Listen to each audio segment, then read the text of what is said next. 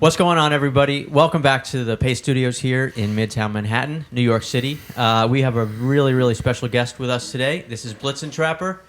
Guys, thank you so much for coming to Pace and playing for us today, man. Yeah, thanks for having us. Yeah, it's our pleasure. We've been really, really digging your new record, which is called Wild and Reckless. Came out last week. I got a million questions about that record. I'll ask only maybe two of those. But we'll start it out with a song first. Tell me a little bit about the first one you're going to do for us today. All right, we're going to do Rebel. And it's sort of a riddle. It also answers the age-old question, why is my coke dealer such a weirdo?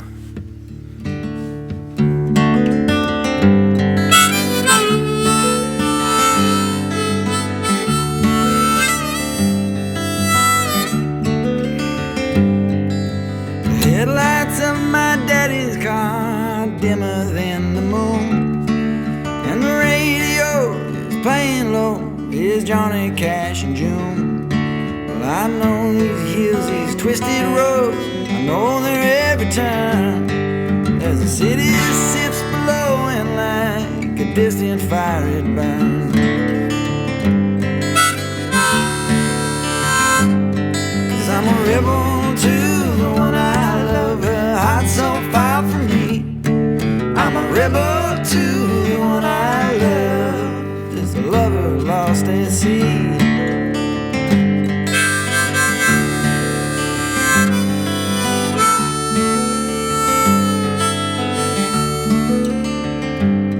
Well, I was born in East Los Angeles, my father walked the beat. So out of spite, I turned to petty crime on Palm Street. Till I met this girl at the pool hall, man, you know she knocked me off my feet. And I swore to change my wicked ways and win her heart to me. So we married in the month of May, and we moved up in the hills. And like my old man, I joined the police force to pay the bills. But when a crooked sergeant, he called me in, yeah, and I wouldn't play the game. Well, he took my badge, and he took my gun, and he sent me off in chains. 'Cause I'm a rebel to the one I love, her heart so far from me. I'm a rebel to the one I love, just a lover lost at sea.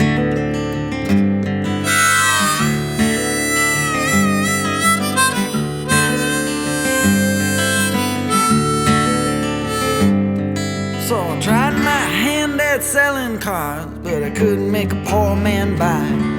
So I drove a truck, but I hated all them long and dusty miles.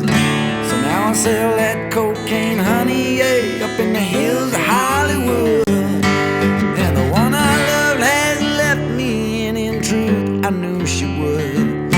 'Cause I'm a rebel to the one I love, her heart so far from me.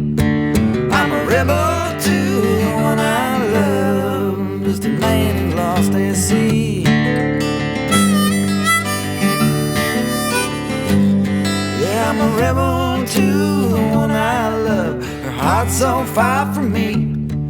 I'm a rebel to the one I love, just a man who's lost at sea.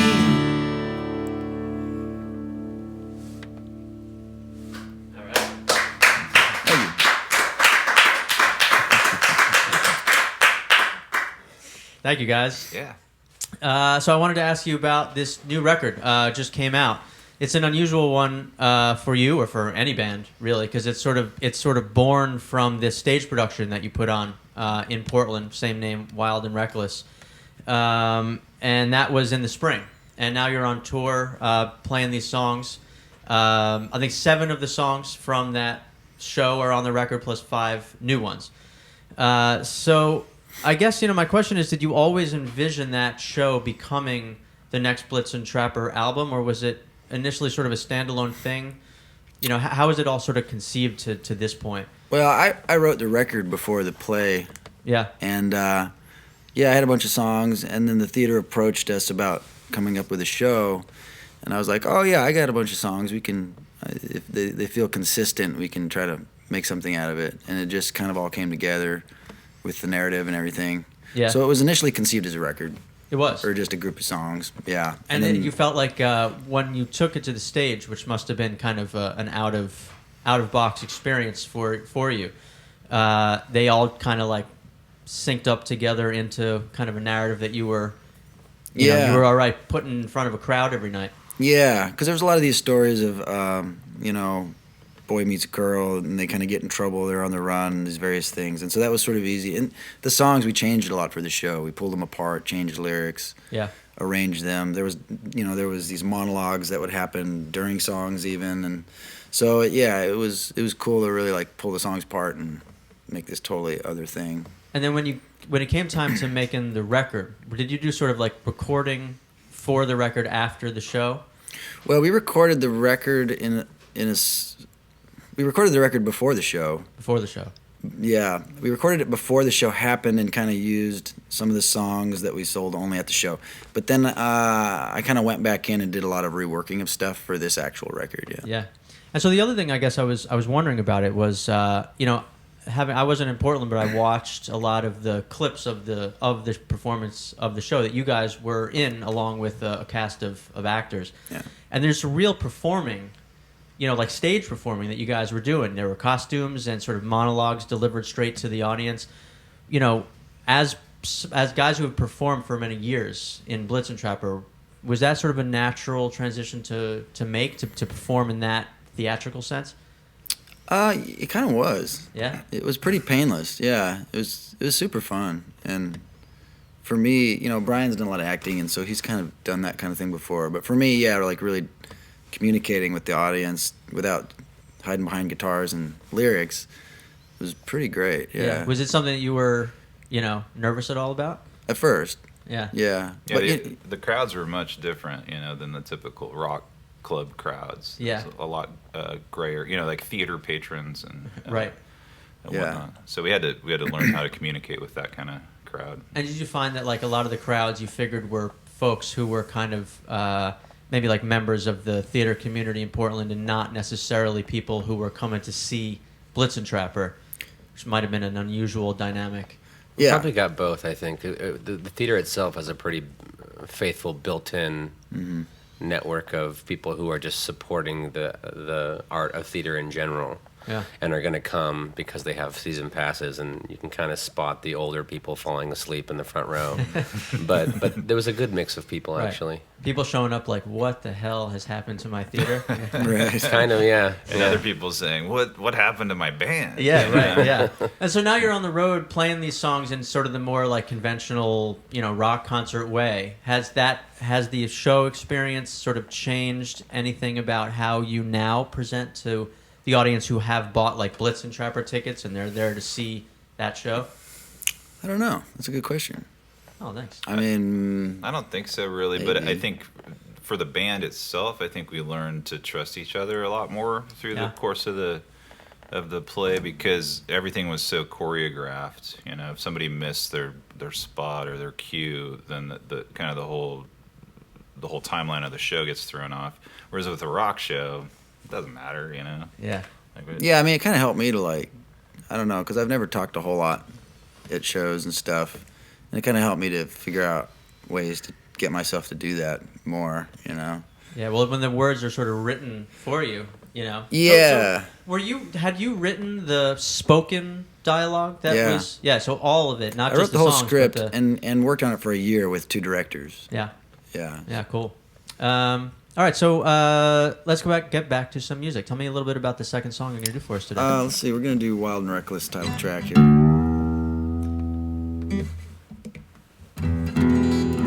And, I mean, this is sort of this was initially based on one of my aunts who eloped at 15 with my dad's biker buddy, Torino. And, I was just kind of imagining this pair of kids, just being like, fuck it, let's get out of here and let's do this thing, or whatever. This is back in the 60s, probably. But then it also kind of veered off into, it's, got Bonnie and Clyde elements and things, but yeah, it's a story.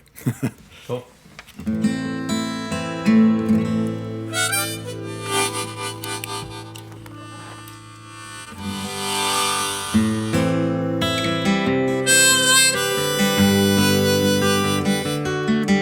We danced in the back of the pickup truck till the sky turned to roses. Then we drove into town, we danced some more till the barrooms all were closing. And that red dress, baby, that your sister made, when you dance, it sure looks fine. Well, we're both grown old and we're looking back on these wild and reckless times.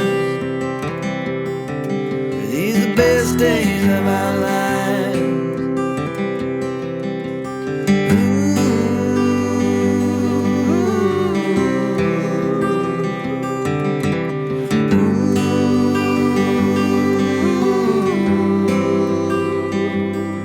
Well, I was 17 years living in this world, thinking I was gonna live forever. You were 15, going on 25, and you were swimming out in that river. Well, I jumped like a dog into the current, girl, leaving everything I knew behind. And when I got to the shore in that no man's land, I guess I knew just what I would find in these wild and reckless times. Oh, these wild and reckless times.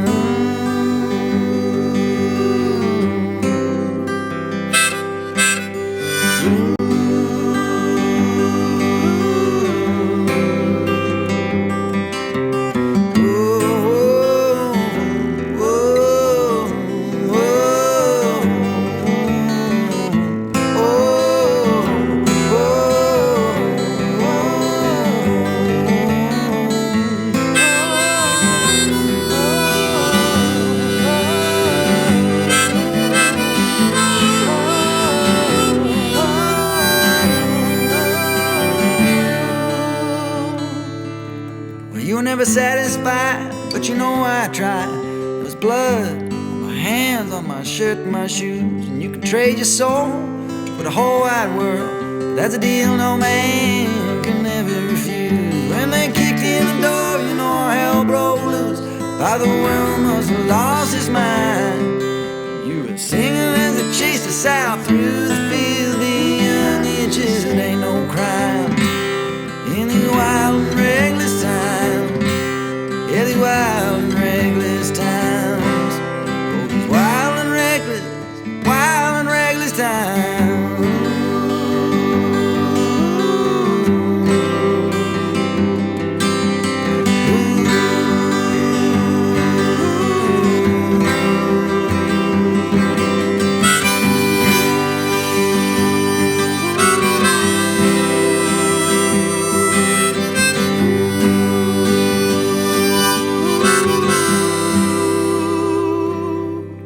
I checked out of McLaren. It was July 4 as the sky is filled with lightning. I walked through the streets to your old man's place, but not a single light was shining. And all those busted out windows like a dead man's eyes, I guess I knew it was a sign. And if I ever grow old and I'm looking back on these wild and reckless times, these are the best days of our lives. Wild and reckless time, yeah.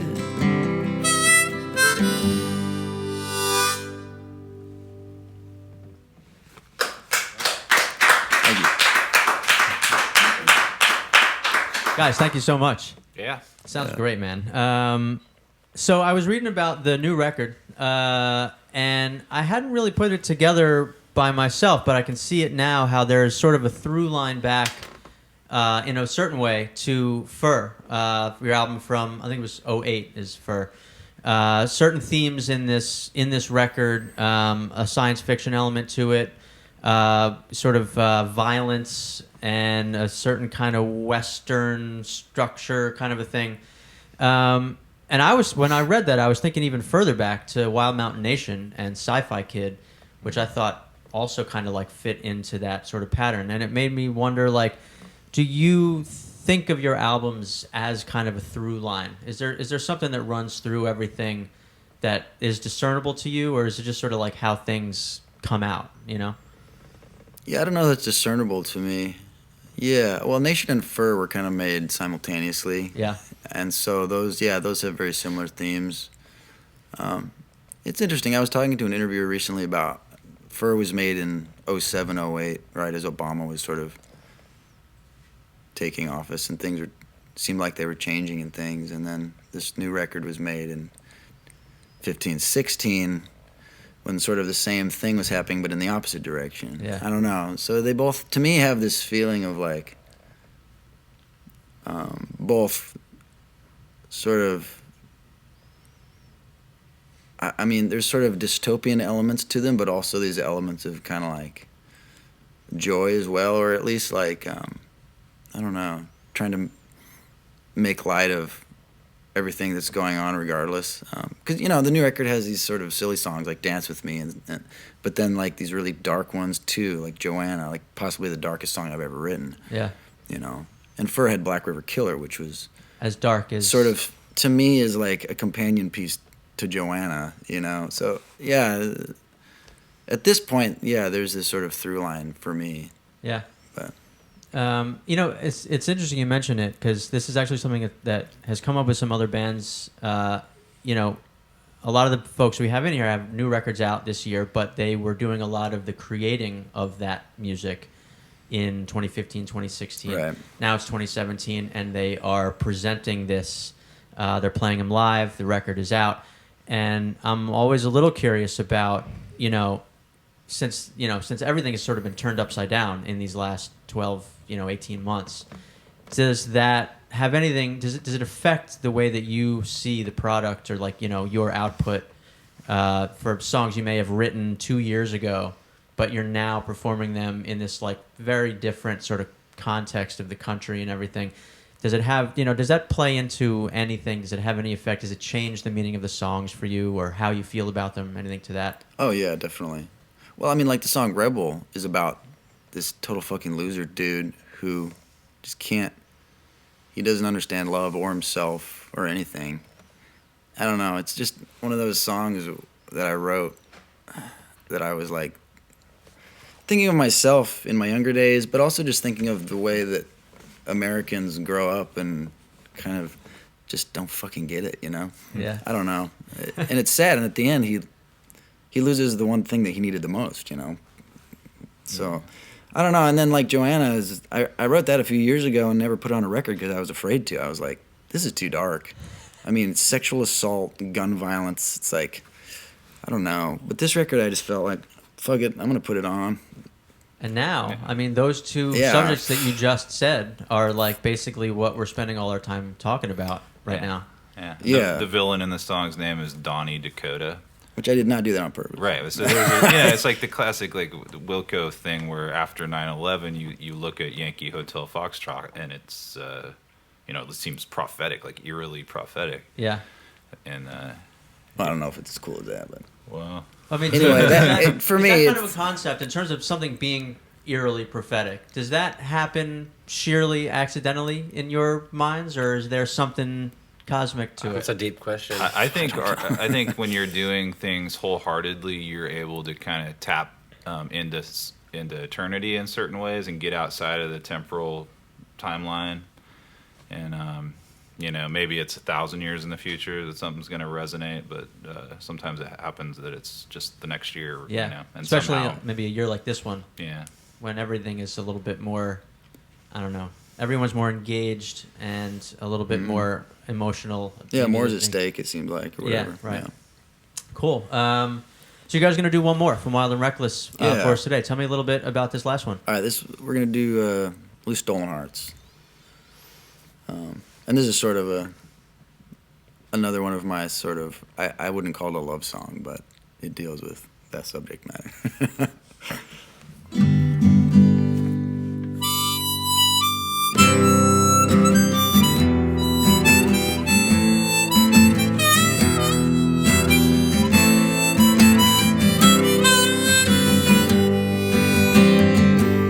Stolen hearts, running wild out in the dark. May you find yourself a love to set you free. Stolen hearts are running round. Sometimes love don't make a sound. It just robs you blind and leaves you on your knees. Now if I traded in all my yesterdays for a shiny new heart and some hell to pay, would the world turn cold, turn its back on me? Is it the fool that tries to free these stolen hearts? Stolen hearts running wild out in the dark. May you find yourself a love to set you free. Yeah. Stolen hearts are running round. Sometimes love don't make a sound. It just robs you blind and leaves you on your knees.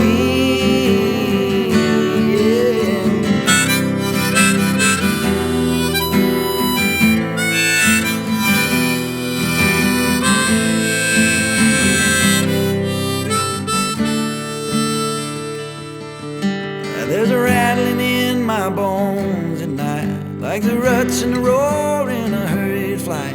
Heartache and toil will give you second sight. You got the kind of eyes to see these stolen hearts running wild out in the dark. May you find yourself a love to set you free. Stolen hearts are running round. Sometimes love don't make a sound. It just robs you blind and leaves you on your knees.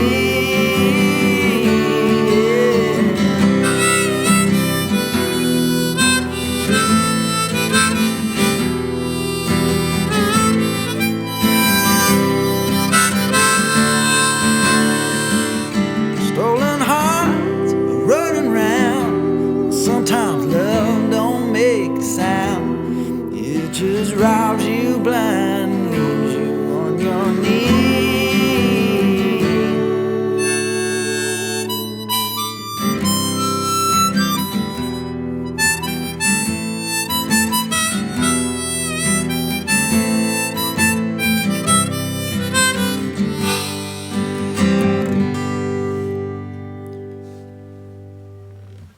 Thank you. Guys, thank you so much. Yeah. Our pleasure. Thank you. Everyone, this, of course, is Blitzen Trapper. The new record is Wild and Reckless. You guys have a show coming up tomorrow night here in the city at Music Hall of Williamsburg. Yep. Yeah, and Yeah. on tour, I think from there going either north or south. We're headed to the Rust Belt. The Rust Belt. Yeah. So come on out to the Rust Belt. Blitzentrapper.net is where everyone can find those dates. So go see these guys and pick up Wild and Reckless. It's another great record from Blitzen Trapper. So guys, thank you so much for Thanks, coming man. to Pace Thank you, our pleasure. and playing in our studio for us today. It's a great pleasure. And come back and play for us anytime again, all right? All right, thanks a lot. Sounds good. All right. Cheers.